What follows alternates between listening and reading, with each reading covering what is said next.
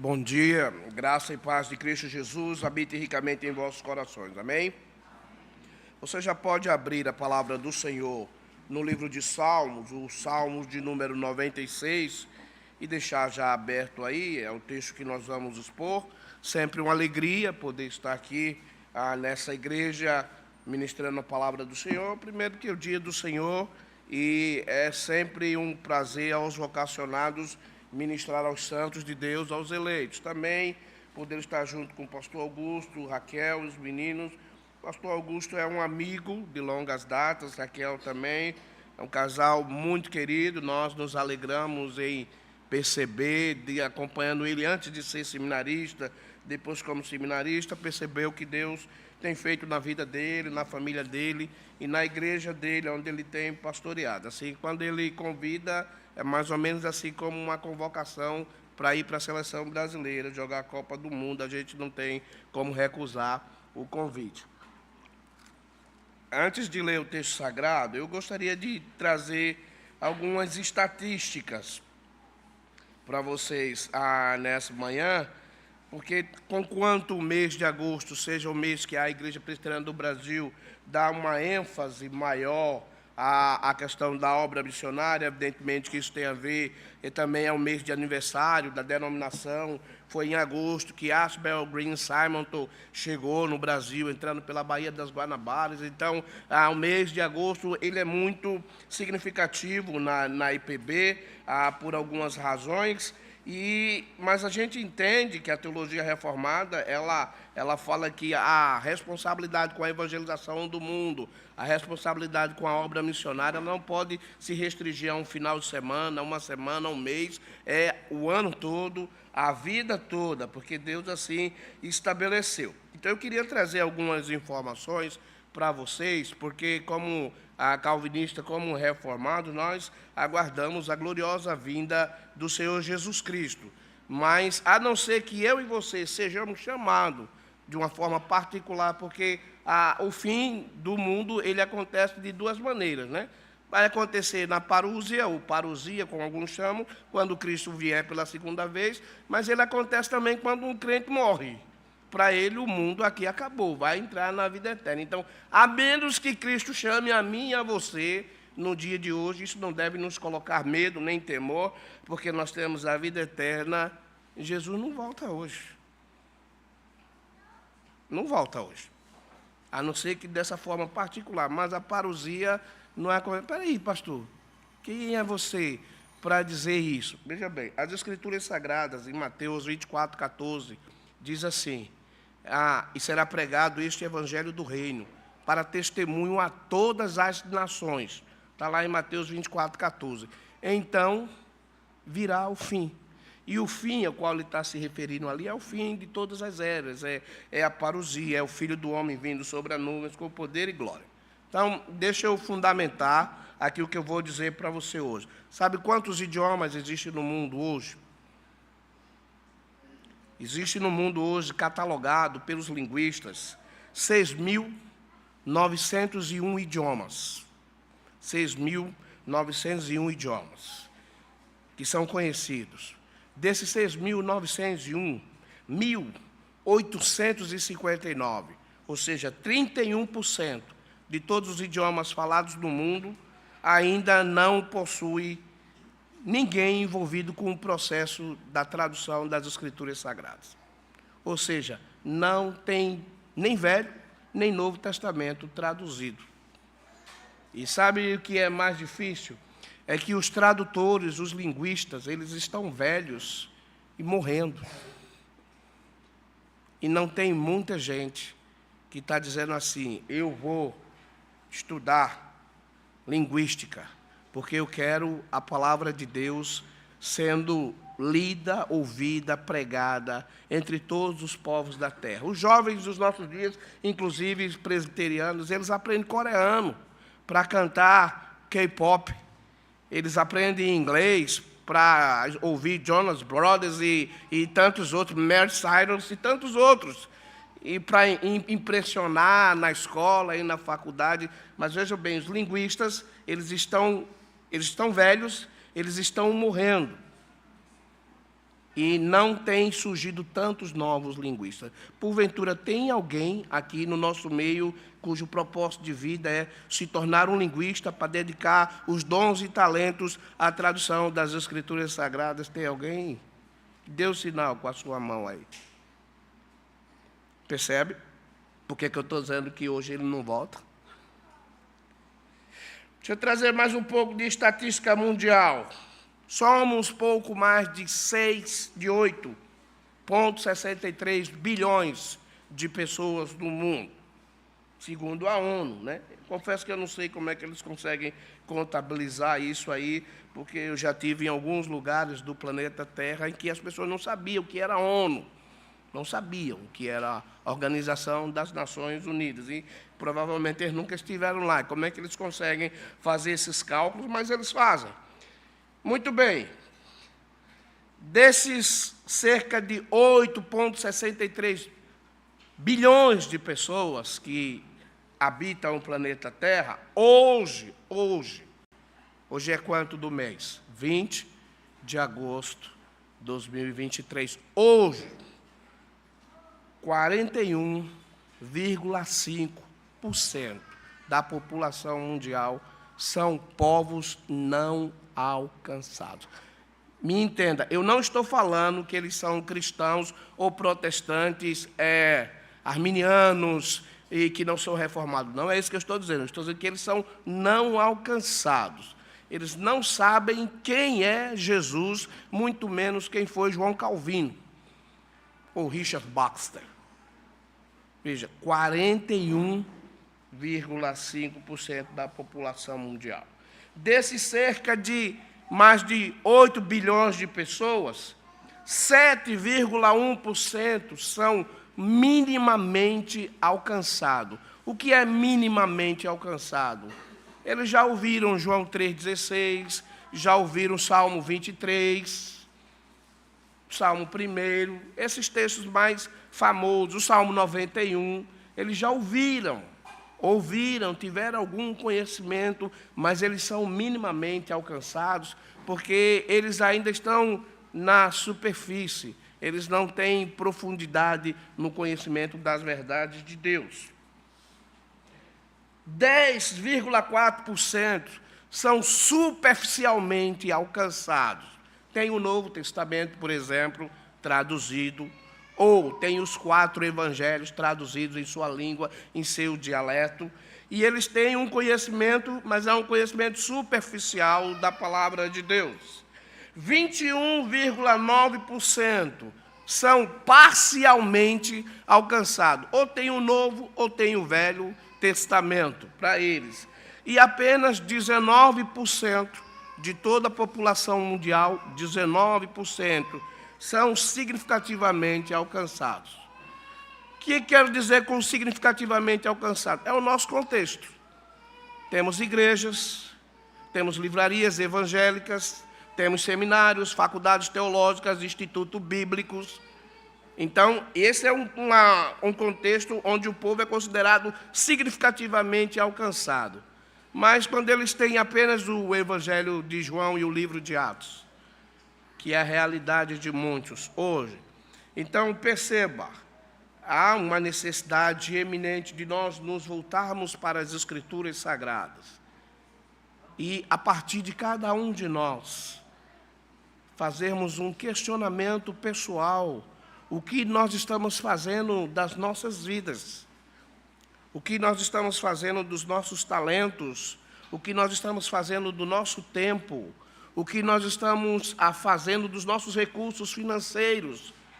Porque se nós prestarmos atenção na letra dos cânticos que foram cantados e nas verdades que foram ditas aqui, eu preciso profundamente parar para refletir. Por que, no século das telecomunicações e dos transportes rápidos, acontece um fato lá no Japão, em frações de segundos, nós tomamos conhecimentos aqui no Brasil. Esse é o século das telecomunicações e dos transportes rápidos. É preciso que eu e você paremos para refletir, porque se a gente vai no comércio e compra um telefone celular, um iPad ou um notebook, e ele vem com instruções em vários idiomas, mas a palavra de Deus não está sendo traduzida em vários idiomas. É preciso pararmos para refletir, porque compramos uma bola de futebol e ela vem com explicações em pelo menos 18 idiomas. Uma simples bola de futebol. Mas a palavra de Deus não está sendo traduzida. Como reformado, nós cremos que as Escrituras Sagradas, ela é a regra única de fé e prática. Como reformados, nós cremos nos ensinos de Paulo, onde ele diz aos romanos que a fé vem pelo ouvir, e o ouvir a palavra de Deus. Nós não cremos que ninguém vai se converter por sonho ou por uma visão. Nós cremos que o Evangelho será apresentado, pregado, e aí a graça e os retos e justos juízos de Deus são colocados diante do indivíduo, e por ele ser um eleito para a salvação antes da fundação do mundo, e porque a graça é irresistível, ele vai ouvir o Evangelho e ele então vai responder positivamente ao chamado dessa graça irresistível. Assim como os réprobos, ao ouvirem a verdade do Evangelho, eles não irão responder positivamente, porque foram preteridos, não foram eleitos para a salvação. Mas essa pergunta que não quer calar é como nós podemos crer que a palavra de Deus é a verdade de Deus revelada, regra única de fé e prática. Como podemos afirmar que sem a pregação não há nenhuma possibilidade de regeneração por parte do pecador? É preciso que ele seja exposto à verdade de Deus, revelada nas Sagradas Escrituras, que vai dizer quem é o homem no seu estado de pecado, na depravação total, quem vai dizer que é Deus, o Deus santo, temendo, terrível em toda a terra, e que vai dizer que a menos que esse homem se arrependa, confesse os seus pecados e creia em Cristo para a salvação, ele está eternamente perdido em um mundo onde, a despeito de todo o avanço científico e tecnológico, ainda nós temos 41,5% da população mundial que nunca ouviu o Evangelho da graça de Cristo Jesus. Isso deve, no mínimo, nos levar a uma reflexão profunda diante de Deus, porque Paulo César, do grupo Logos, já nos anos 90, costumava cantar que nem eu, nem você podemos ficar de braços cruzados, sem nada fazer, enquanto multidões caminham trôpegas sem direção. E ele diz, pergunto afinal, e o que somos nós?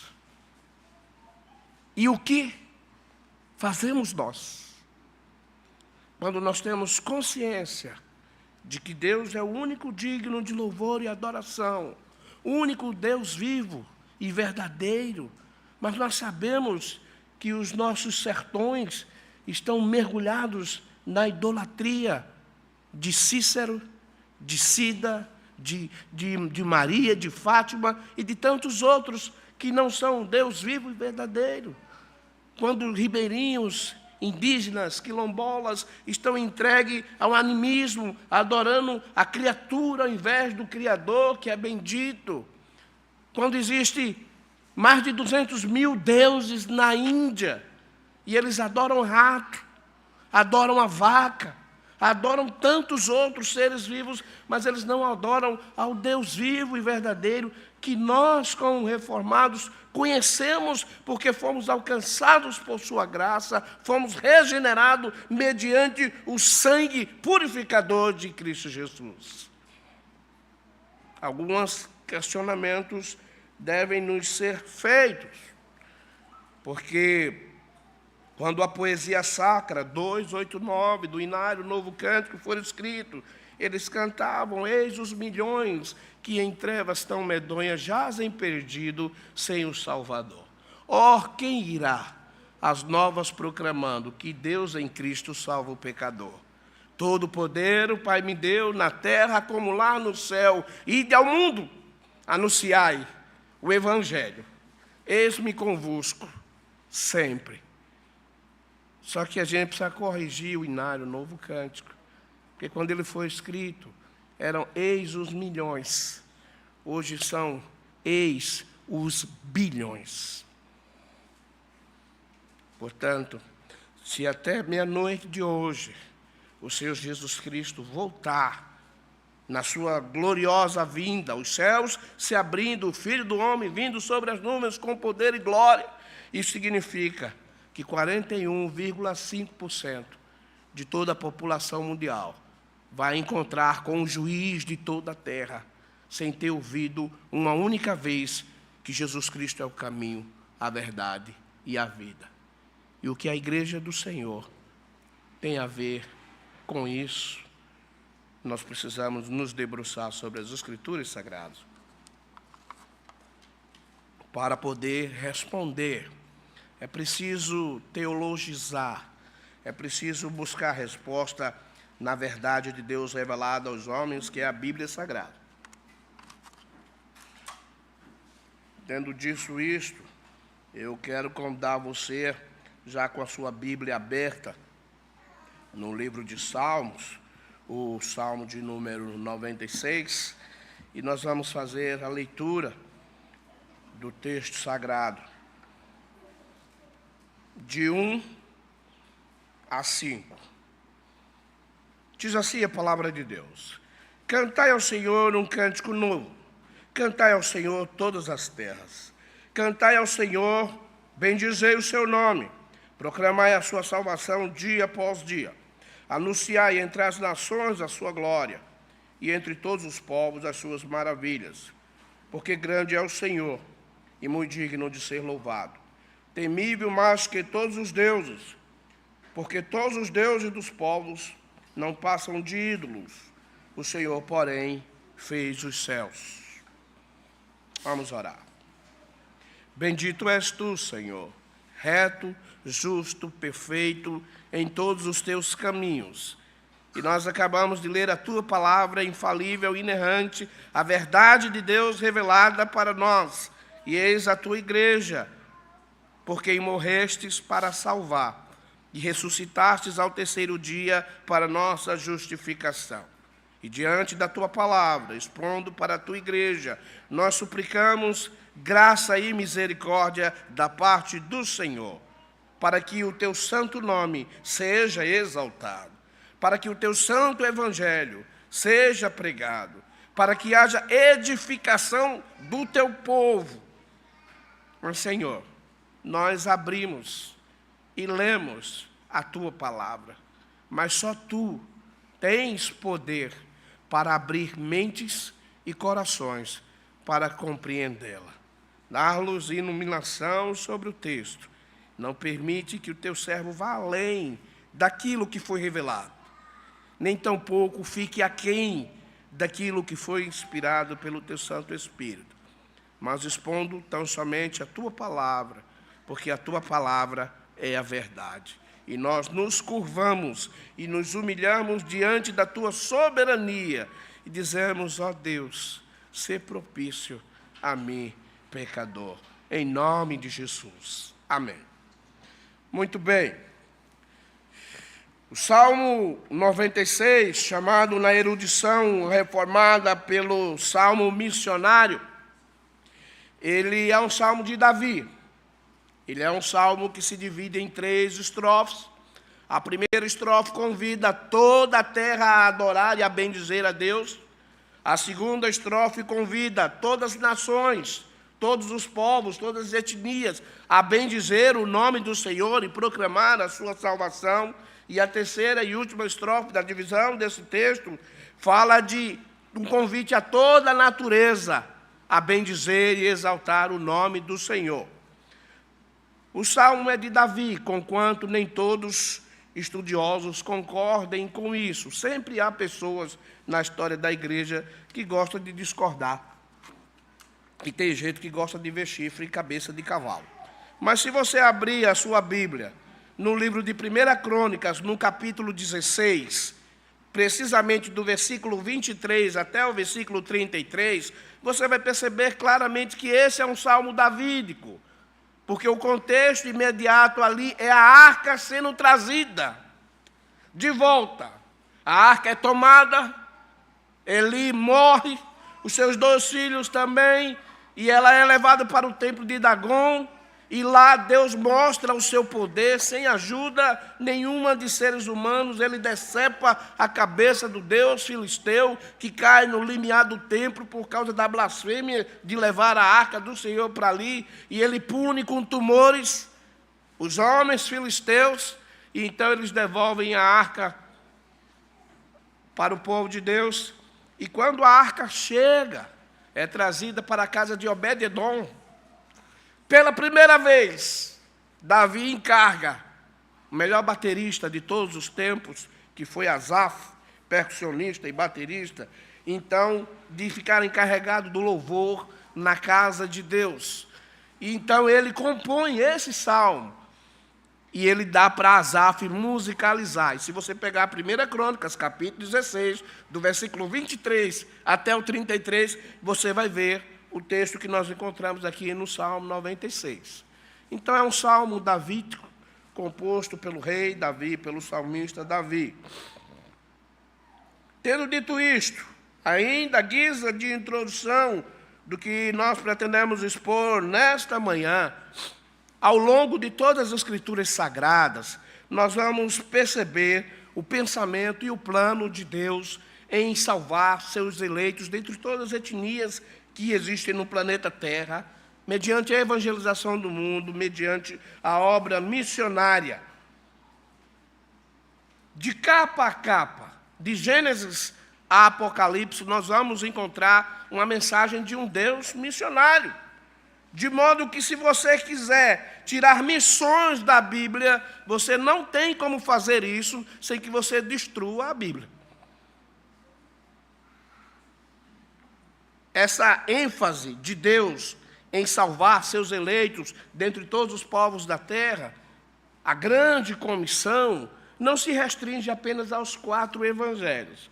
Fazer uma afirmação dessa é uma demonstração de desconhecimento das Escrituras Sagradas e uma teologia superficial e rasa, porque todo o Velho Testamento aponta. O que nós precisamos entender é que, na dispensação da lei, a grande comissão, a missão, ela é centrífuga. Se você quiser entender a centrifugação, pense no seu liquidificador. Nós temos ali uma força centrífuga. E qual era o plano de Deus? Israel, na construção do templo que glorifica a Deus, brilharia para as nações. E todas as nações deveriam vir a Jerusalém para adorar e conhecer as grandezas de Deus, o que é muito bem exemplificado no exemplo da rainha de Sabá, que viaja uma distância excomunal para ouvir das grandezas de Deus através da sabedoria de Salomão. E ela diz que o achou 10 vezes mais douto. Só que Israel, às vezes, a semelhança nossa é egoísta. Israel quer Deus só para si. E aí, nós vamos ver as nomenclaturas de Deus: Jeová Nessi, Jeová Jirê, Jeová Sidikenu, Micadessi, Ahá, Afá, Elion, que são características linguísticas de que diz que não é Deus para todo mundo, né? Porque quando a gente estuda as nomenclaturas de Deus no Velho Testamento, Yavé ou Javé, não é Deus de brasileiro, nem de americano, nem de alemão, nem de russo. É só do povo hebreu. E se você não é hebreu, não é judeu, Yavé não é seu Deus, não é meu Deus. Porque tem uma característica tribal, é Deus de Israel. E tão somente de Israel. Lembra? A salvação ela vem primeiro para o judeu e depois do grego. Mas Elohim está lá no primeiro capítulo de Gênesis. Quando você abre Gênesis capítulo 1, Bereshit, Bara Elohim, Ve'et Hashamai, Ve'et Haaretz. Elohim não é Deus só de Israel. Não é Deus dos hebreus. Elohim, ele tem essa característica fonética, linguística, de que Ele é Deus de todos os povos da terra, porque Ele criou tudo e todos. Ele tem o direito de ser adorado entre todas as nações do mundo, e não apenas Israel. Israel não compreende isso. Israel quer Deus só para si, e eles então deixam de proclamar. Isso fica tão evidente na vida do profeta Jonas, que é chamado para ir aos gentios, e ele se recusa. Motivos étnicos, os infanticídios que os ninivitas tinham cometido contra os israelitas, tantas atrocidades de guerra, mas no fundo a razão é essa, é um etnocentrismo que diz: Deus é meu e eu não vou compartilhar Deus com ninguém, e ele foge para Tarsis.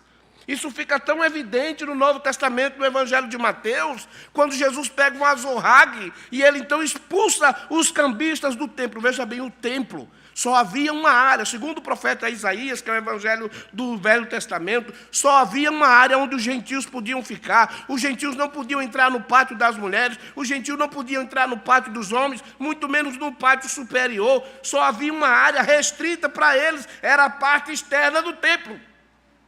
E o que é que Israel faz? Israel monta um mercado, monta uma feira. Eles não estão preocupados em ganhar dinheiro, eles estão preocupados em dizer: Deus não é Deus dos gentios. O único lugar reservado para o estrangeiro, eles agora ocuparam, e eles estavam comercializando. E Jesus diz: a minha casa será chamada casa de oração para todos sempre. Mas oração para quê? É só você ver Salomão, quando ele faz a dedicação do templo. Ele diz assim: o Senhor ouve a oração do estrangeiro. E agora, o único lugar destinado para o estrangeiro não podia mais, porque virou comércio. E Jesus, pensando em Isaías capítulo 9, mas a terra que andava na escuridão não vai permanecer na escuridão. Deus, no passado, tornou desprezível as terras do mar, mas Ele tornará glorioso o caminho do mar, além do Jordão, Galileia dos gentios. O povo que andava em trevas viu grande luz, e os que habitavam a região da sombra da morte, resplandeceu-lhes a luz. O que Jesus faz? Ele pega um azorrague e, com a ira santa, ele expulsa todos os cambistas que estavam ocupando o pátio dos gentios. E o que ele está fazendo com isso? Ele está dizendo aqui: eu estou devolvendo o lugar para que o estrangeiro possa vir clamar e adorar ao Deus Todo-Poderoso. Porque Israel não quis. Então é a missão centrífuga no Velho Testamento. Na dispensação da graça, a grande comissão permanece, mas agora ela não é mais centrífuga, ela agora é centrípeta. No Velho Testamento, as nações deveriam vir a Jerusalém para adorar. No Novo Testamento, agora, a igreja, ela vai por todo o mundo pregando o evangelho a toda criatura. Então é preciso nós olharmos para as Escrituras Sagradas, entendendo que Pentecoste, no capítulo 2 de Atos, só pode ser explicado à luz de Gênesis, capítulo 10. Divisão de línguas, Babel. Unificação de línguas, Pentecostes. O Deus que espalha entre várias etnias é o Deus que junta todas as etnias. Se você pegar Atos capítulo 2, ele vai conversar dizendo: haviam em Jerusalém partos, elamitas da Galácia, Capadócia, de Cirene e tal. Se você contar, vai dar pelo menos 18 etnias presentes. E eles dizem assim: não são porventura todos esses galileus que estão falando? Perceba, como, pois, nós ouvimos as grandezas de Deus em nossa própria língua materna. Eles não estavam falando qualquer coisa. Eles estavam pregando o evangelho. Eles estavam falando da pessoa gloriosa de Jesus Cristo, da sua obra. E eles estavam ouvindo cada um daquelas 18 etnias presentes ali na sua própria língua. Eles não estavam ouvindo em hebraico, eles não estavam ouvindo em aramaico, eles não estavam ouvindo em grego. Cada um ouviu na sua própria língua materna. porque esse é o desejo de Deus. Missões no Antigo Testamento ficam evidentes, meus irmãos, para os gentios. Gênesis capítulo 1, Deus dá um mandamento para o homem: frutificar, multiplicar, encher a terra. Gênesis 1, 28. Felizmente esse homem peca, desobedece, o pecado entra no mundo e com o pecado todas as consequências maléficas que ele traz. Então Deus apresenta em Gênesis 3,15, primeira mensagem de missões, é o proto-evangelho.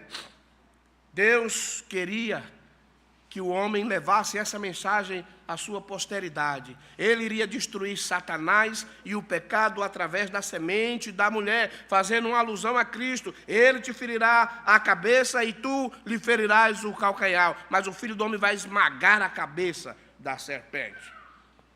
Algum tempo depois da queda, a rebelião do homem trouxe o julgamento de Deus sobre a terra através de um grande dilúvio que deixou apenas Noé, sua família e a fauna que fora selecionada por Deus. Gênesis 7, 23. Para recomeçar a vida, pós-dilúvio, Deus de novo dará ordem para o homem criado à sua imagem e semelhança: frutificai-vos, multiplicai-vos, enchei a terra. Gênesis 9, 1. O homem decide novamente descumprir, desobedecer o seu Deus e Criador. Reunindo-se, diz: eia, venhamos, façamos célebres o nosso nome, construamos uma torre que chegue até os céus, seremos igual a Deus, o Altíssimo. Deus então intervém, e ele então pune os filhos de Noé com línguas distintas, que migraram para diferentes regiões do mundo, conforme descrito em Gênesis capítulo 10. Nenhuma distinção, meus irmãos e irmãs, nenhuma distinção de raça, de etnia, ela aparece antes desse momento. Entre as nações pré-abraâmica, não há nenhuma distinção de etnia. É a partir de Gênesis 11, 10, quando Sem é mencionado como antepassado de Abraão, em Gênesis 11, 26, por volta do ano 2000 a.C., Deus se revela a Abraão e diz: em ti serão benditas todas as famílias da terra. Uma declaração que ele repete para o filho de Abraão e que ele repete para o neto de Abraão, em Gênesis 12, 3, 26, de 3 a 4, Gênesis 28, 14. O nome de Abrão é mudado para Abraão. E qual é o significado do nome de Abraão? Ou seja, pai de uma multidão de nações. É isso que significa Abraão. A aliança abrâmica tornou-se a promessa-chave para alcançar o mundo através da bênção que Abraão recebera. Perceba, em ti serão benditas todas as famílias da terra. Abraão, ele é abençoado para abençoar. Infelizmente, ele não entende isso. Fica muito claro no seu testemunho. Ele deveria chegar no Egito como bênção de Deus, e ele chega no Egito como maldição. Ele mente, porque não se garante ser casado com mulher bonita. Você casou com mulher bonita, meu amigo, tem que se garantir, porque onde ela chegar, todo mundo vai ver que ela é bonita. Ele mente, cria um problema diplomático, porque você mentiu, porque você não disse que ela era sua irmã e tal, e aí ele é deportado. Veja, em ti serão benditas todas as famílias da terra, e ele cria um problema diplomático e é deportado. Isso vai se repetir com seu filho Isaac, a mesma coisa. Em ti serão benditas todas as famílias. Aí o que é que acontece? Ele é deportado pelo mesmo motivo. Mente dizendo que a mulher é irmã e não esposa. Isso vai acontecer com a terceira geração, com o neto. Aí depois a gente fala assim: tadinho de José, coitado de José, coitado coisa nenhuma.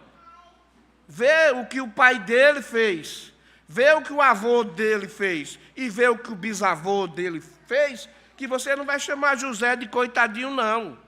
Deus já tinha dado 3 oportunidades para ser bênçãos para as nações. Abraão falhou, Isaac falhou, Jacó falhou. Ele disse agora, ou vai ou vai. Vai para o fundo do poço, vai ser vendido como escravo, mas vai chegar no Egito e vai ser bênção, porque em ti serão benditas todas as famílias da terra. Porque o Senhor não muda. Aí José chega no Egito e ele se torna primeiro ministro do Egito e ele salva o Egito e o mundo da época da fome. José é um tipo de Cristo.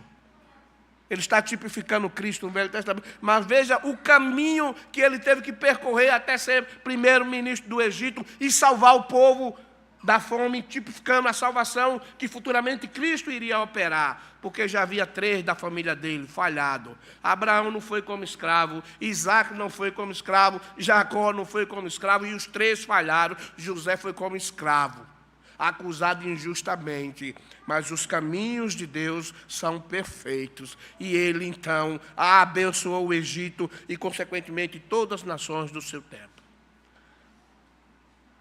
A aliança abrâmica torna-se a promessa-chave.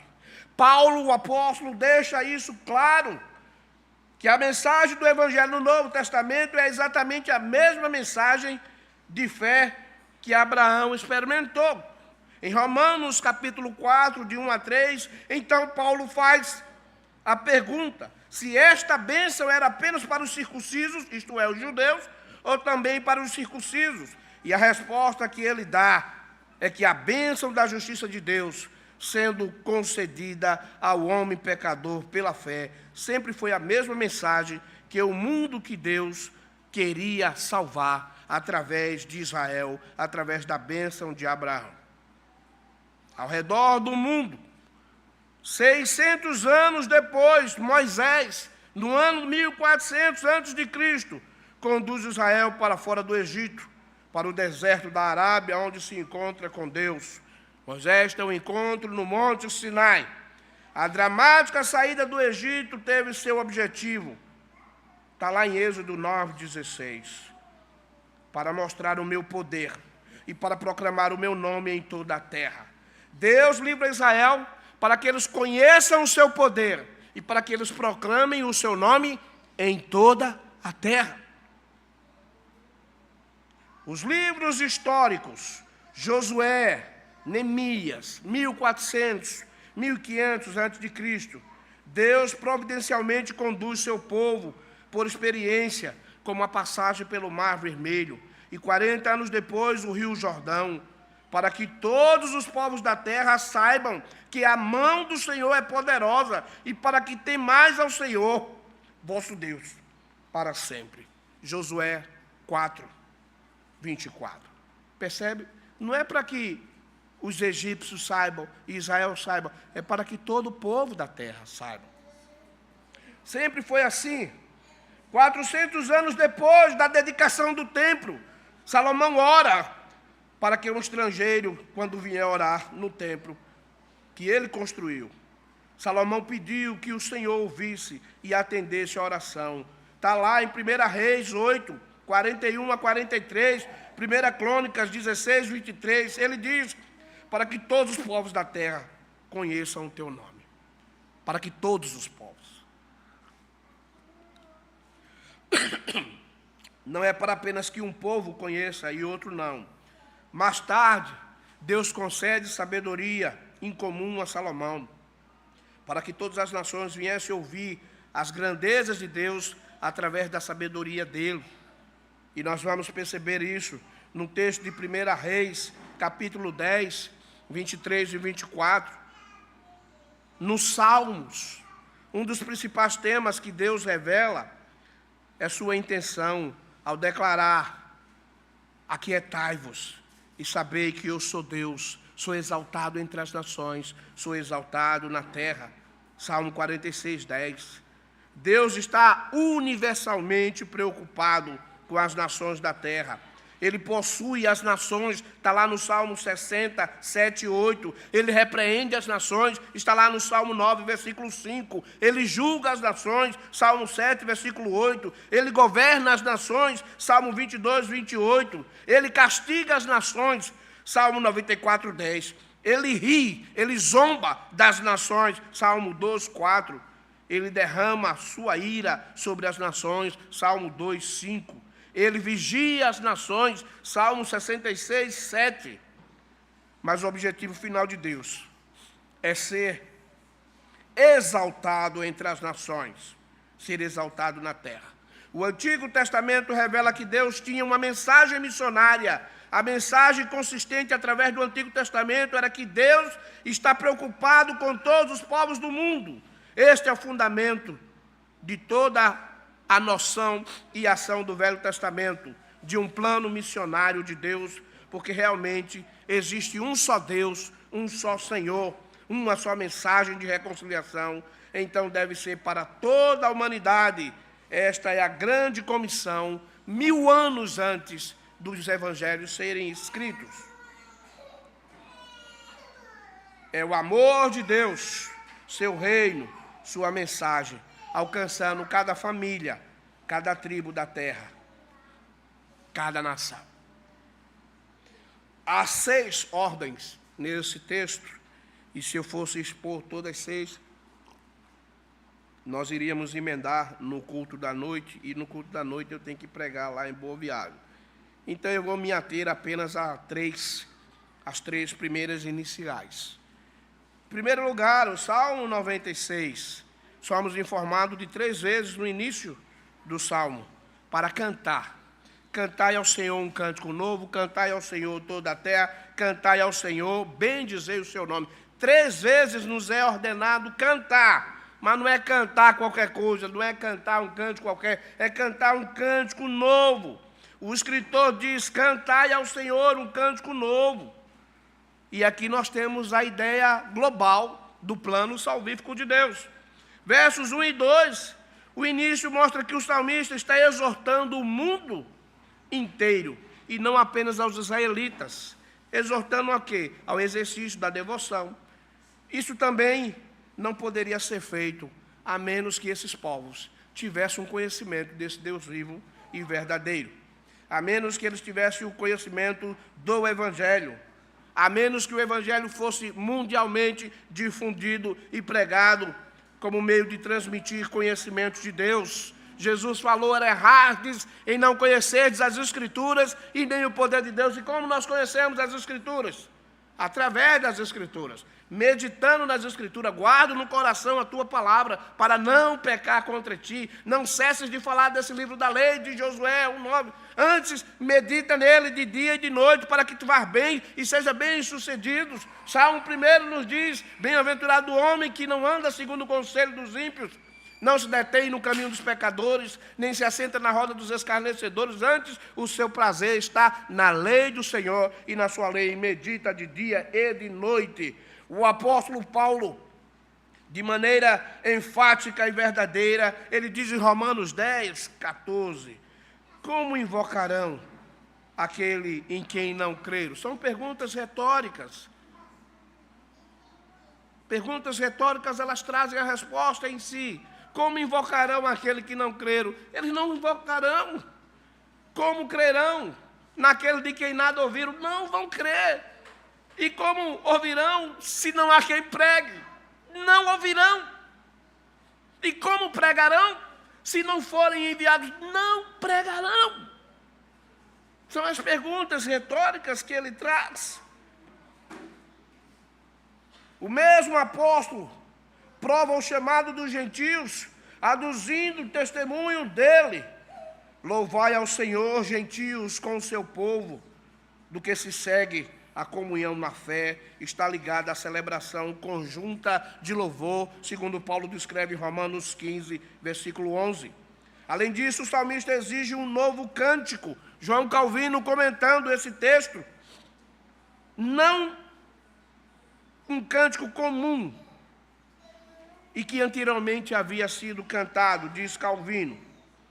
Ele deve ser, portanto, se referir a alguma demonstração incomum, extraordinária de bondade divina. Assim, quando Isaías fala da ressurreição, da restauração da igreja, que foi maravilhosa e incrível, ele diz, cantai ao Senhor um novo cântico, Isaías 42:10. E qual é esse novo cântico? Vindo à plenitude dos tempos, Deus enviaria seu Filho para remir o vil pecador.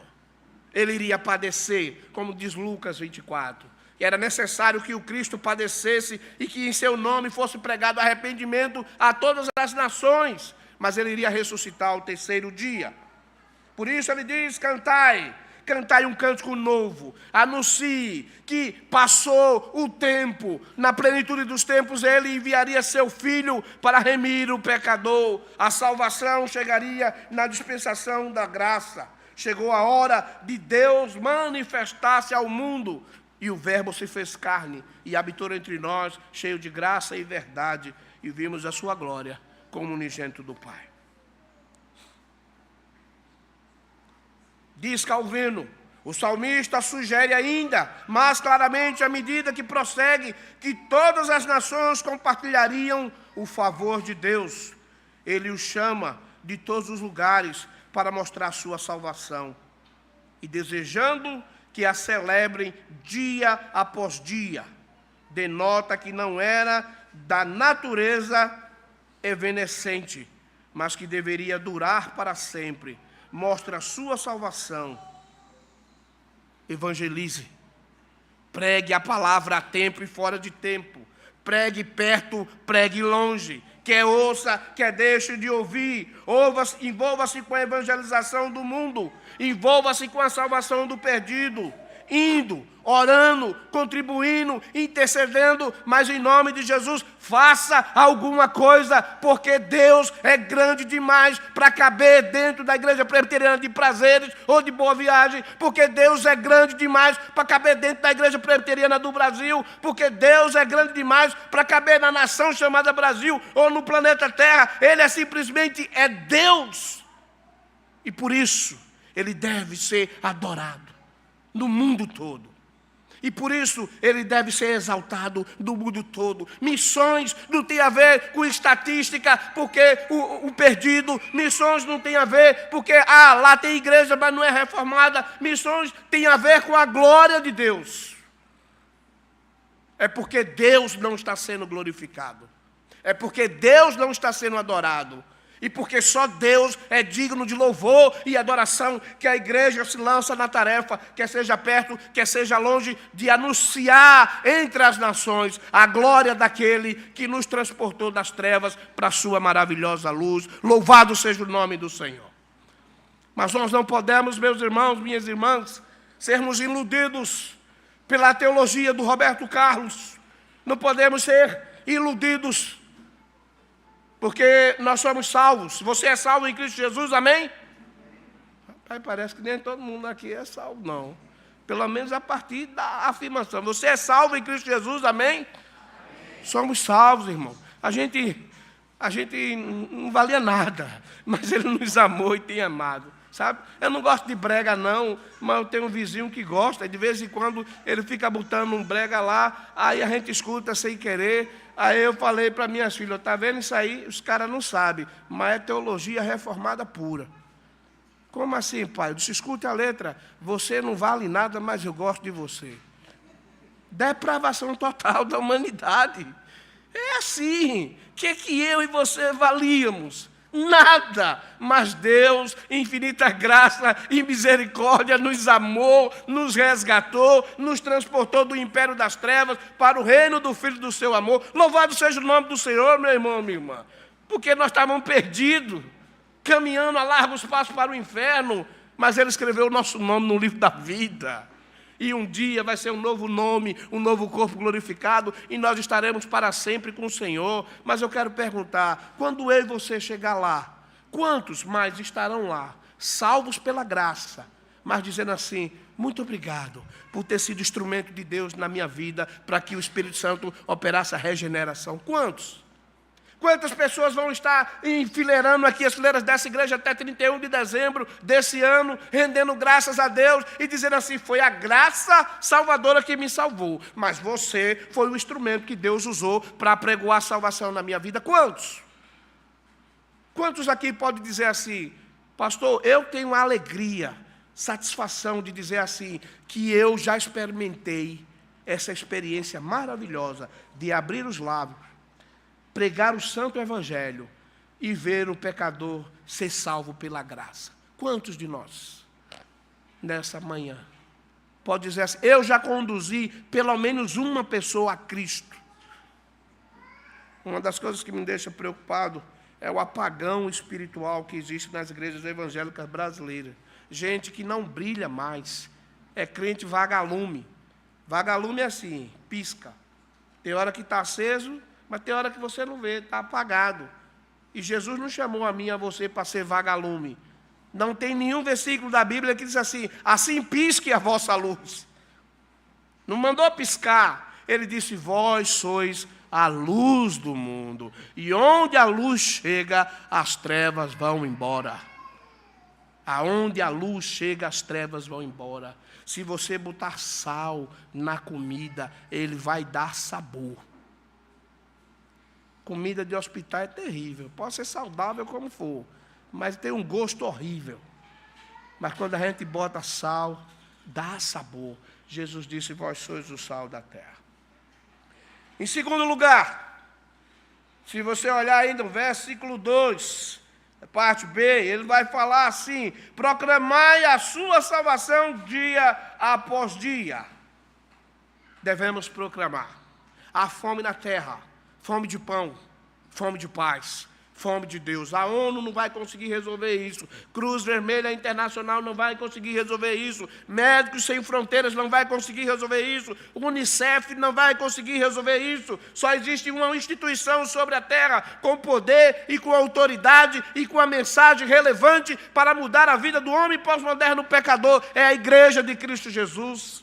Porque toda autoridade me foi dada nos céus e na terra, disse o Senhor, ide, portanto, fazei discípulos de todas as nações, batizando-os em nome do Pai, do Filho e do Espírito Santo, ensinando-os a guardar todas as coisas que vos tenho ordenado.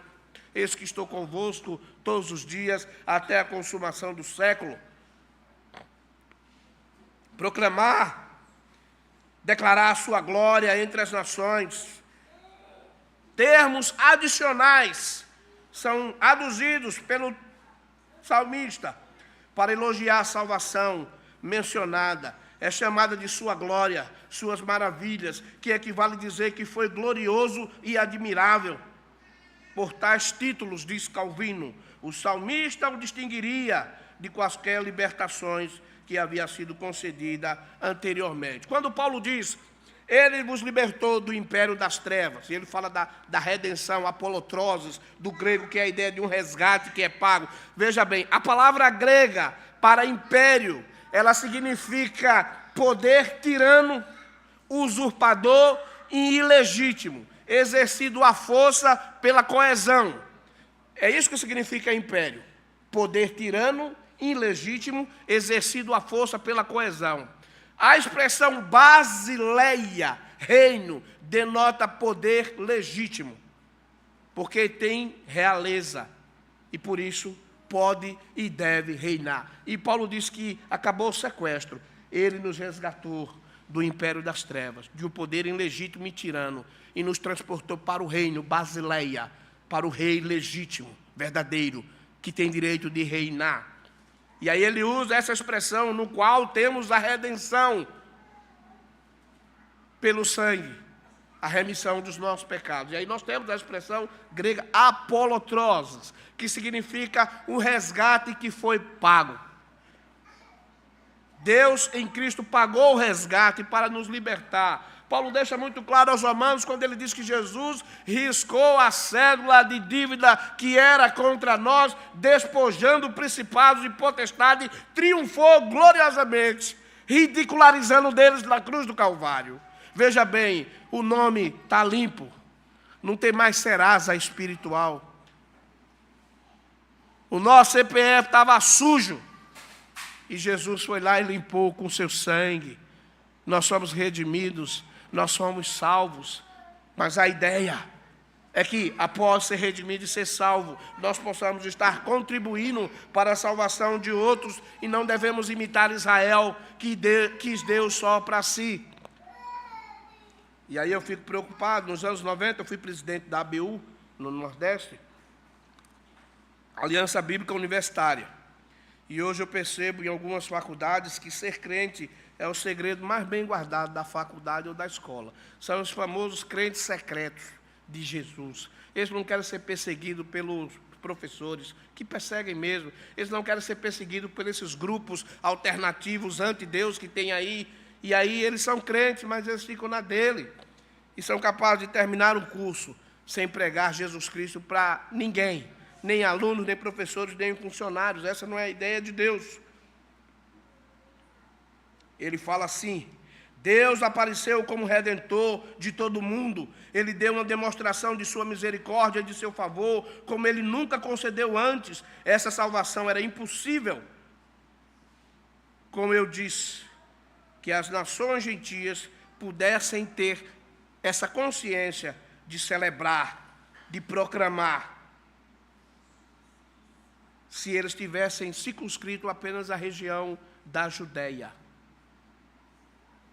Se não fosse Jerusalém, Judeia, Samaria e até os confins da terra. As palavras nos ensinam que nunca se pode dizer que aprendemos corretamente a redenção operada por Cristo, a menos que nossas mentes tenham sido levantadas para a descoberta de algo incompreensivelmente maravilhoso sobre isso. Deus quer salvar os seus eleitos dentre todos os povos da terra. O número dos eleitos ainda não se completou, irmãos, porque se isso tivesse acontecido, o Senhor Jesus já teria voltado para nos levar para si. Declare sua glória entre os pagãos, é o que está no original. A tradução de Almeida diz: entre as nações. Sua salvação é sua glória. A palavra do Evangelho glorifica a Deus. Aí eu pergunto para você, quando a gente vê esse povo subindo para o Morro da Conceição, geralmente é em outubro que acontece, quando a gente vê esse povo subindo para lá, isso nos incomoda, não? Quando você ouve que lá no Pará, o Círio de Nazaré, quando você ouve aqui no Ceará, os romeiros, hino, Cícero, isso mexe com a gente, ou a gente faz assim, futebol, política, religião, cada um tem a sua, adoado, cada um no seu quadrado, eu estou salvo em Cristo Jesus, meu nome está escrito no livro da vida, eu estou sendo instruído na sã doutrina, eu congrego numa igreja reformada, que caminha na sã doutrina, eu não tenho nada a ver com isso. Isso incomoda a mim, incomoda você, saber que nós conhecemos a verdade, dói em mim, dói em você, saber que o verdadeiro Deus não está sendo adorado, mas uma imagem de escultura está sendo adorada, isso nos incomoda. O salmista diz que deveria nos incomodar. Por isso ele diz: proclamai, anunciai. Aonde? Entre as nações, católicos, espíritas, kandecistas, ubandistas, Hare Krishna, chitoísta, sexnoye, muçulmanos, animistas, ateístas, todos devem ouvir, anunciai a sua glória entre as nações. Eles precisam saber que a glória pertence ao Senhor. Então, somente a Ele. Portanto, quando nós vimos pessoas se debruçando, pagando promessa diante de postes ídolos, isso deveria nos levar às lágrimas. Isso deveria tirar o nosso apetite. Isso deveria tirar o nosso sono. Porque nós conhecemos o Deus vivo e verdadeiro. E nós sabemos, como o próprio salmista diz, os deuses dos povos não passam de ídolo, tem boca, não fala, tem mão, não apalpa, som nenhum lhe sai das gargantas, mas o Senhor, porém, fez os céus, glória e majestade estão diante dele, força e formosura no seu santuário. Como eu me sinto, como você se sente em face da idolatria? Precisamos anunciar a palavra, precisamos ser como Paulo. Você olha o capítulo 17 de Atos dos Apóstolos, e está escrito isso: enquanto Paulo esperava em Atenas, o seu espírito se revoltava em face da idolatria da cidade. Então o texto vai dizer que ele arrazoava indo nas praças, no mercado, discutindo com filósofos e epicureus, indo na sinagoga de Tessalônica, porque Paulo, ele olhou para Atenas e ele viu um panteão de deuses. Mas quando ele vai no Areópago, ele diz assim: varões atenienses, em tudo vos vejo acentuadamente religiosos, pois eis que passando entre o vosso santuário, encontrei um altar onde está escrito: ao Deus desconhecido. E ele diz, esse que vocês não conhecem, é o Deus que vos anuncio, o Deus que fez os céus e tudo que nele há, não habita em templo feito por mãos humanas, e ele prega o evangelho da graça de Cristo Jesus. Mas perceba, é significativo que diz assim, enquanto ele esperava a equipe missionária em Atenas, ele se revoltava em face da idolatria. Quando a gente vê uma parada gay, quando a gente vê o galo da madrugada arrastar multidões, a gente se revolta no nosso espírito. Quando a gente vê o Porta dos Fundos blasfemando no nome do Senhor, nas suas pseudas peças teatrais, a gente se revolta no nosso espírito. Quando a gente vê a magia, a umbanda, a quimbanda e as pessoas sendo enganadas aí, isso, a gente se revolta no nosso espírito. A obra missionária precisa ser avivada no seio da igreja. Não podemos olhar para essas coisas e encarar como sendo normais e naturais, porque elas não são, porque a glória de Deus está sendo roubada, a glória de Deus está sendo furtada, está sendo atribuída a outros que não são o Deus vivo e verdadeiro. E como servos e servas de Deus, isso deve nos incomodar. E se não incomoda a mim e a você, como dizia William Shakespeare, alguma coisa está fedendo no reino da Dinamarca. Porque o normal, o natural é que incomode. Assim como incomodou a Paulo, assim como incomodou o salmista.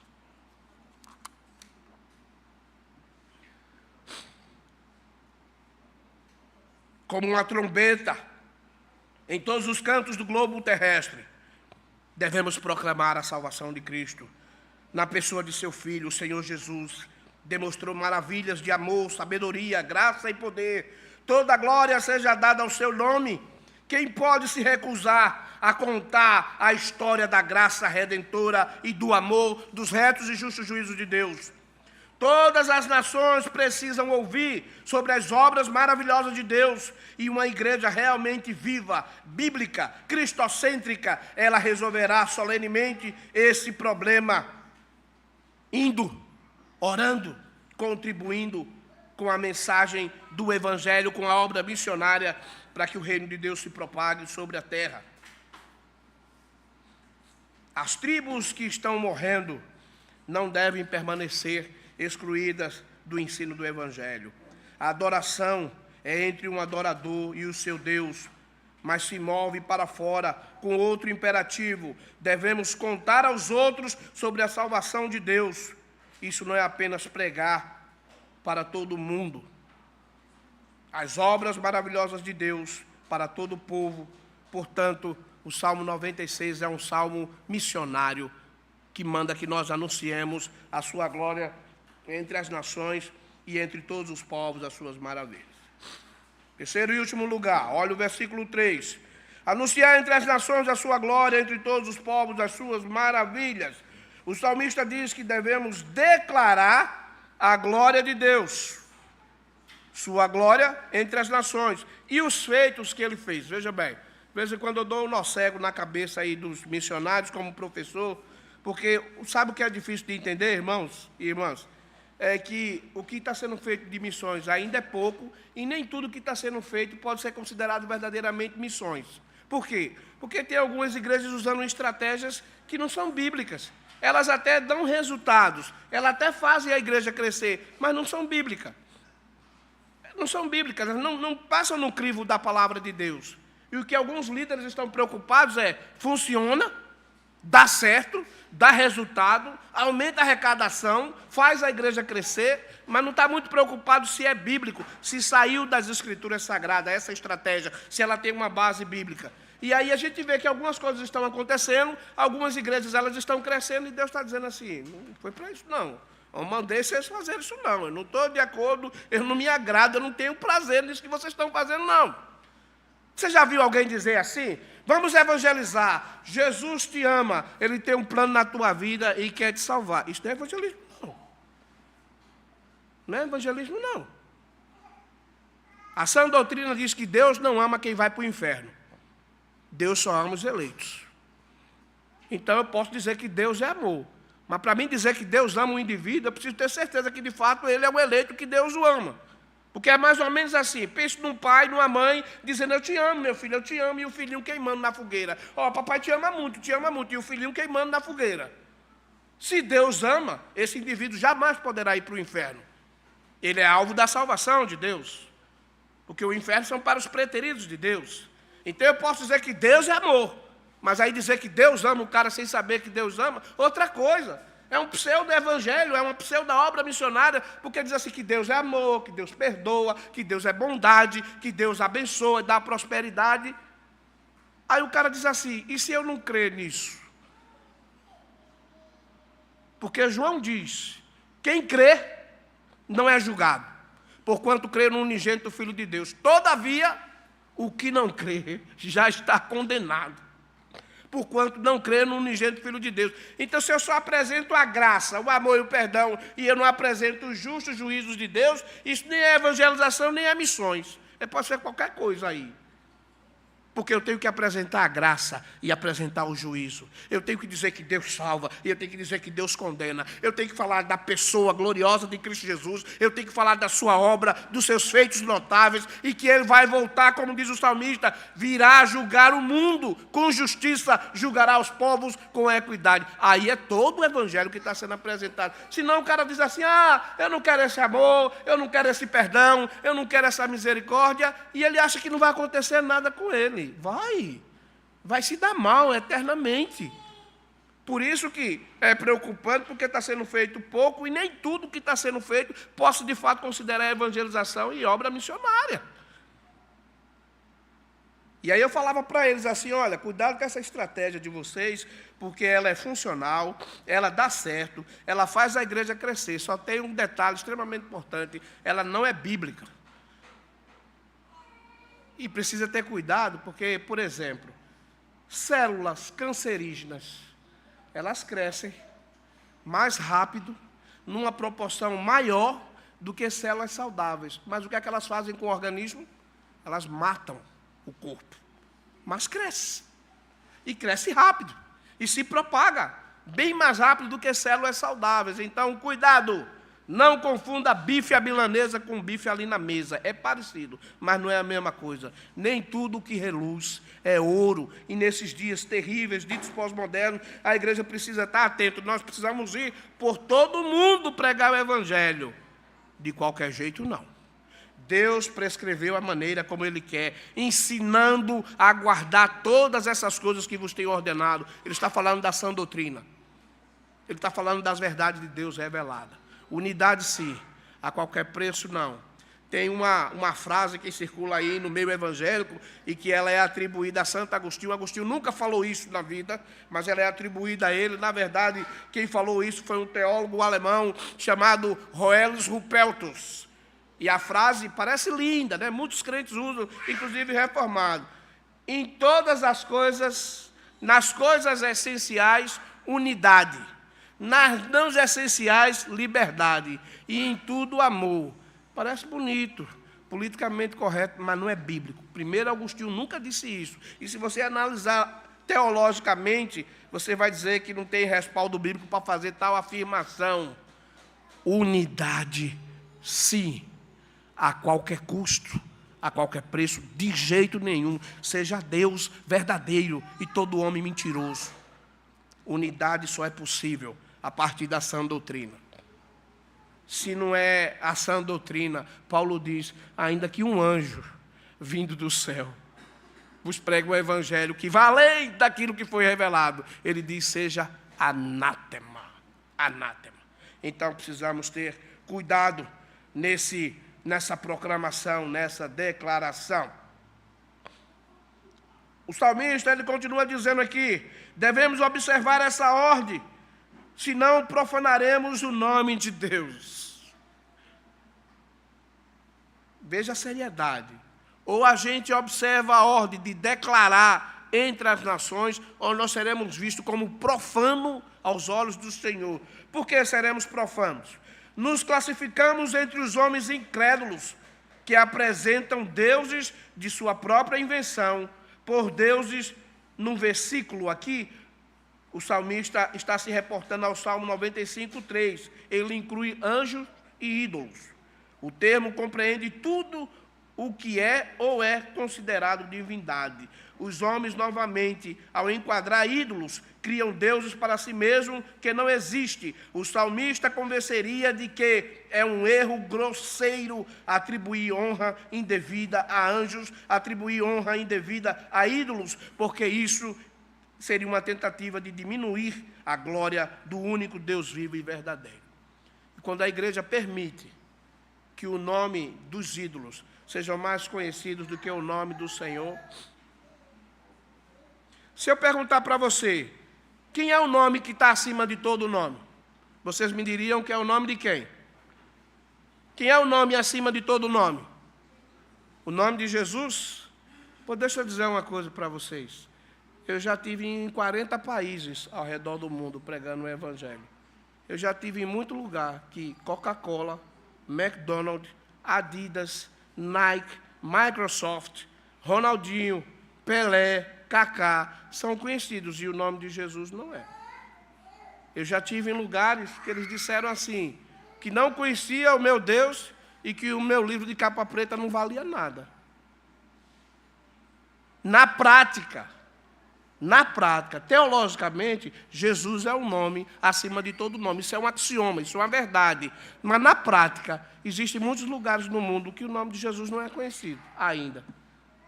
Mas nomes de personalidades, de atores, de atrizes, de jogadores de futebol. O galo da madrugada é conhecido e o nome de Jesus não é.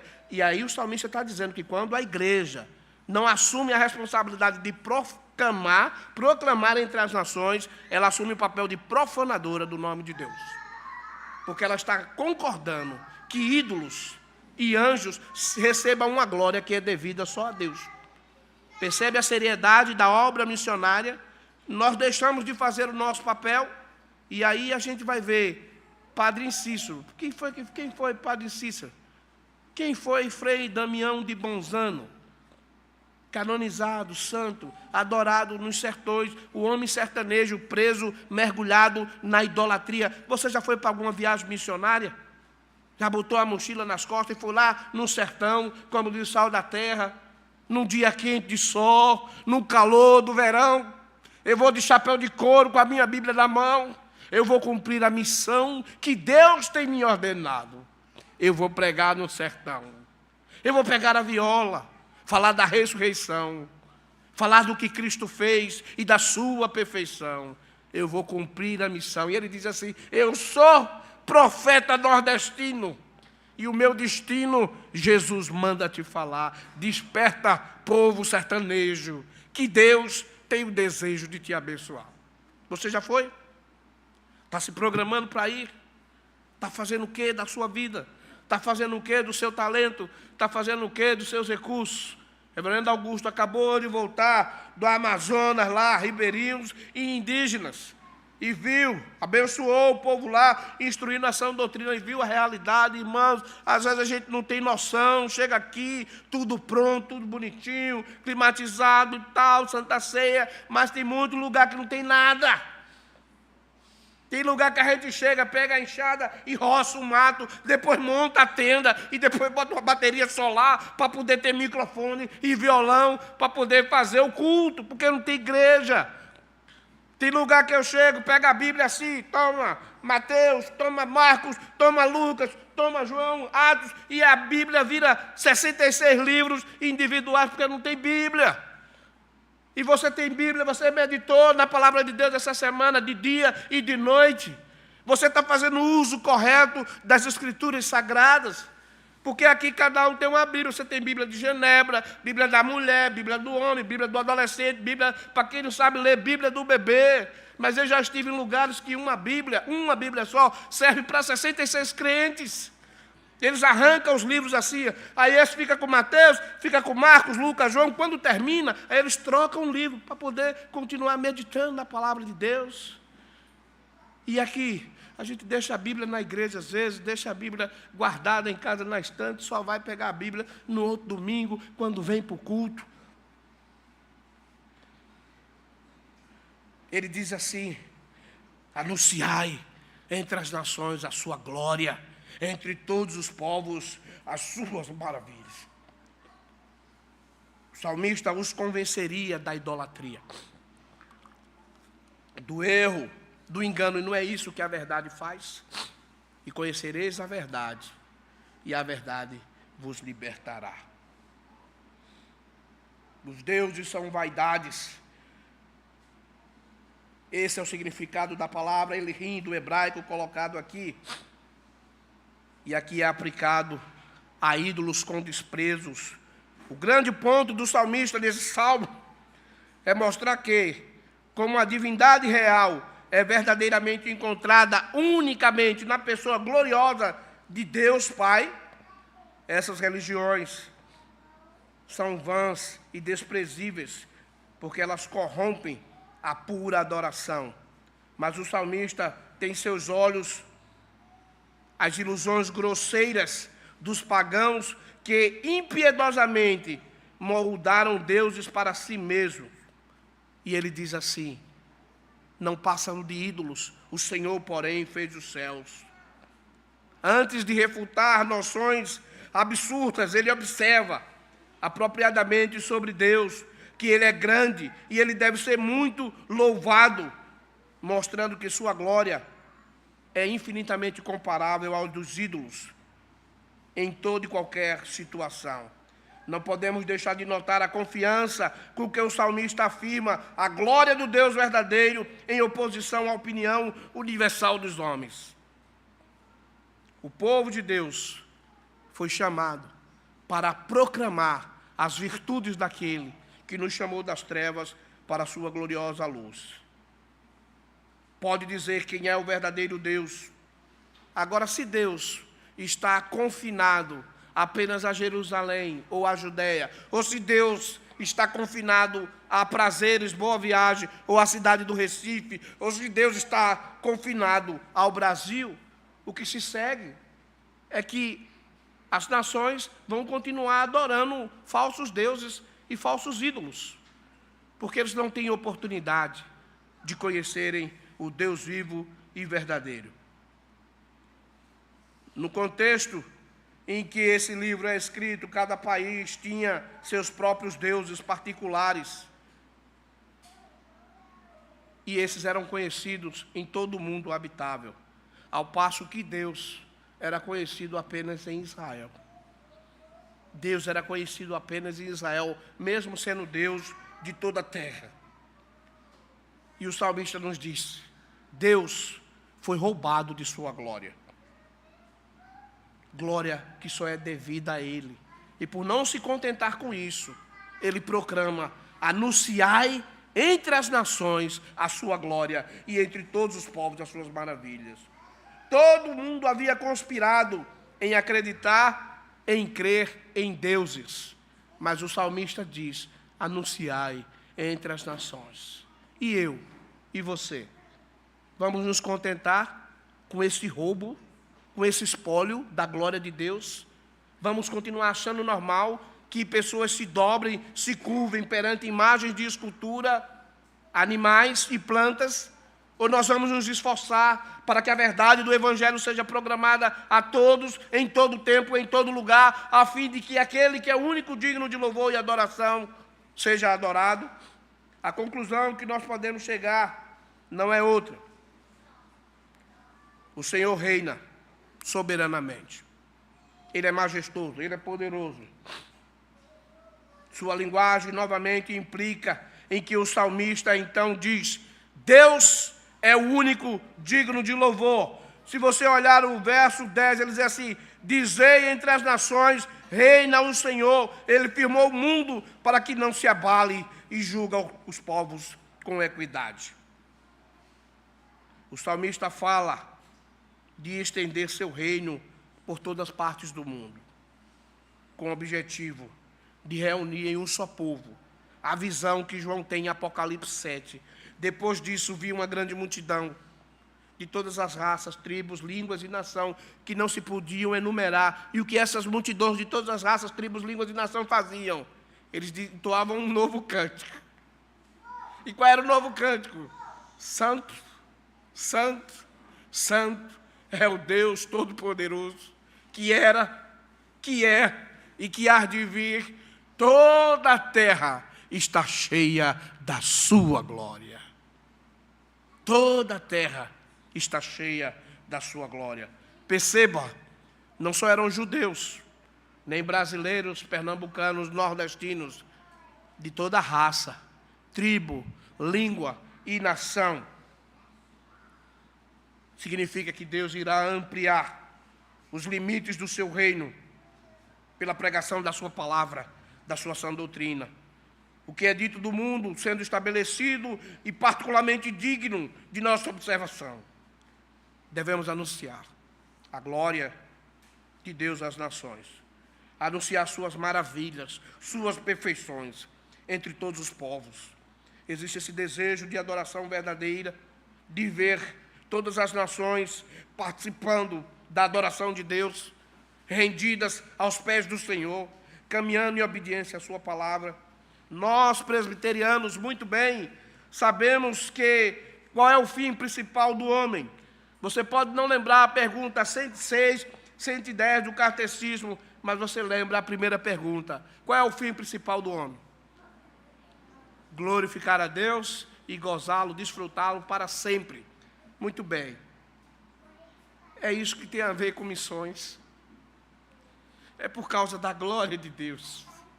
É porque tem 41,5% que não adora, que não bendiz o seu nome, que são não alcançados. O fim principal do homem é glorificar a Deus e gozá-lo para sempre. E nós devemos nos empenhar para que de todas as raças, de toda a tribo, língua, povo e nação, seja trazido à presença de Deus, mediante a pregação do Evangelho, para glorificar o seu santo nome, para desfrutá-lo para sempre.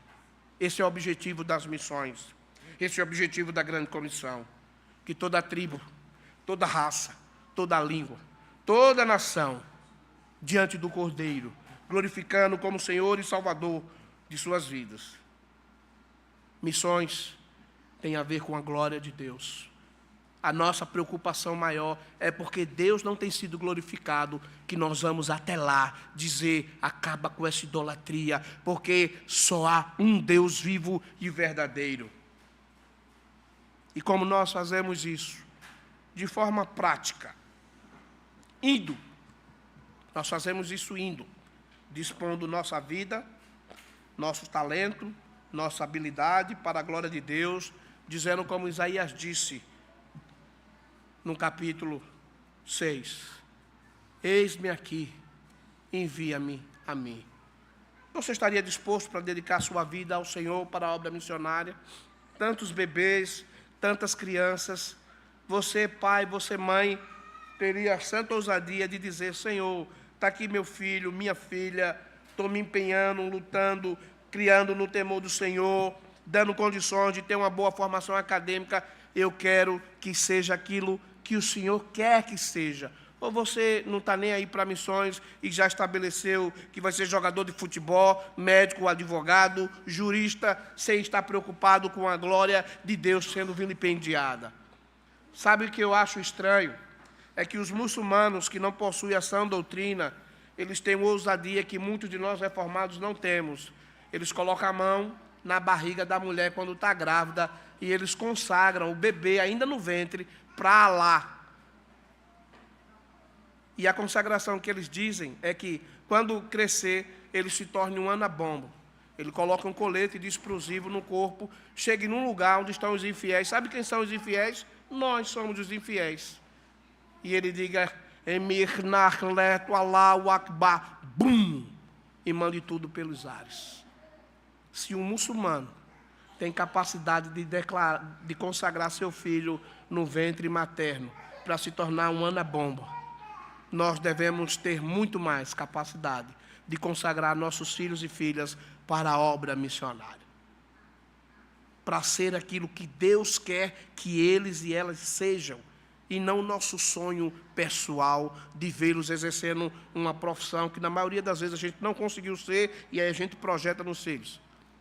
Ou então que eles sigam a mesma carreira que nós temos. A segunda maneira é, além de ir é orando, intercedendo. A vida missionária não é uma vida fácil. Ela é uma vida muito gratificante, muito abençoadora, mas é uma vida extremamente difícil. Deixar seu lar, sua igreja, sua língua, sua cultura, ir para o campo transcultural e pregar o Evangelho. E é preciso que a igreja ore constantemente, porque o missionário é ser humano como qualquer um, sente medo, receio, vontade de voltar, e são as orações dos justos que os ajudam a perseverar. São as orações que os fortalecem nos campos missionários, na proclamação do Evangelho da graça de Cristo Jesus. A terceira maneira, indo, orando, é contribuindo. E, infelizmente, essa é uma área muito escassa. É uma área muito escassa. As pesquisas mostram que a maioria dos evangélicos nessa nação chamada Brasil não gastam per capita, mente, por ano, R$1,50 com a contribuição da obra missionária. As estatísticas mostram que hoje, levando em consideração todas as igrejas evangélicas no Brasil, são necessários 13 mil crentes para manter um missionário no campo transcultural. Veja, 13 mil evangélicos contribuindo para poder manter um crente no campo transcultural. Por quê? Porque a gente gasta mais com cosmético, gastamos mais com McDonald's e chocolate, gastamos mais com churrasco, gastamos mais com futebol, gastamos mais trocando de carro e com reforma do que a obra missionária. Indo, orando e contribuindo. Cantai ao Senhor um cântico novo. Cantai ao Senhor toda a terra. Anunciai entre as nações a sua glória e entre todos os povos as suas maravilhas, porque grande é o Senhor e muito digno de ser louvado. Não se contente com menos do que isso, em nome de Jesus. Igreja do Senhor, não se contente com menos do que está revelado na palavra de Deus. Só Ele é digno de louvor e adoração. Vamos acabar com essa idolatria, vamos acabar com esse erro através da pregação da sã doutrina, a expansão do seu reino, o conhecimento da verdade, e o Deus vivo será glorificado e exaltado aqui em prazeres e entre as nações, para louvor da glória do seu próprio nome. Amém? Vamos nos colocar de pé, vamos orar. Nós presbiterianos não fazemos apelo. Alguém já disse, lamentavelmente não fazemos apelo. Por que esse pregador disse isso? Porque às vezes a gente se preocupa mais com quem está do lado, pensa da gente, do que o Deus Todo-Poderoso pensa. Eu não vou fazer apelo, mas eu queria que você fechasse seus olhos e falasse com Deus. E queria que, enquanto nós oramos, você pensasse nos textos bíblicos como Apocalipse 7. Depois disso, vi grande multidão que não se podia enumerar, de todas as raças, tribos, línguas e nação, diante do Cordeiro, dizendo: Santo, Santo, Santo, Santo. Queria que você perguntasse a Deus nessa manhã: por acaso sou eu? É comigo que o Senhor estava contando quando o Senhor, Deus Espírito Santo, inspirou esse texto sagrado. E eu quero dizer nessa manhã, se era para mim, se era pensando em mim, eu não vou arregar. Eu vou fazer feito Isaías. Eu vou dizer: eis-me aqui, envia-me a mim. Mas você pensasse também, se você tem prosperado financeiramente e você não tem sido diligente com as contribuições para a expansão do Evangelho do Reino de Deus no Brasil e no mundo, que você possa dizer: Deus, Tu és dono das minhas finanças, corrige a rota e ajuda-me a contribuir significativamente com a expansão do Teu reino. Pai, para quem nós iremos, se só Tu tens as palavras de vida eterna? Com alegria tão grande, nós nos aproximamos da mesa do Senhor, para participar desse meio de graça, Sabemos que de maneira misteriosa, de maneira mística, nós nos alimentamos do Senhor, e isso é bênção para a nossa vida espiritual. E nós perguntamos se alguém, porventura, foi omitido dos elementos, Senhor, quando nós sabemos que milhares têm sido omitidos desses 12 elementos. Entre os sertanejos, entre os ribeirinhos, entre os quilombolas, entre os indígenas, entre os povos não alcançados da terra. E nós perguntamos costumeiramente, porventura alguém foi omitido desse elemento, tem misericórdia nas nossas vidas, para que nós possamos nos comprometer com o Senhor de uma maneira mais relevante, mais efetiva, de modo que possamos contribuir com as nossas próprias vidas, dons e talentos, possamos contribuir com nossas finanças, possamos contribuir com uma vida de oração incessante pela expansão do Teu reino, para que a Tua glória seja espalhada entre as nações, entre todos os povos, as Tuas maravilhas. Nós oramos, pedindo que o Senhor faça assim, para louvor do Teu nome que é santo, e por amor à Tua igreja, chamada pelo Teu nome, que humildemente ora e suplica neste lugar, em nome de Jesus.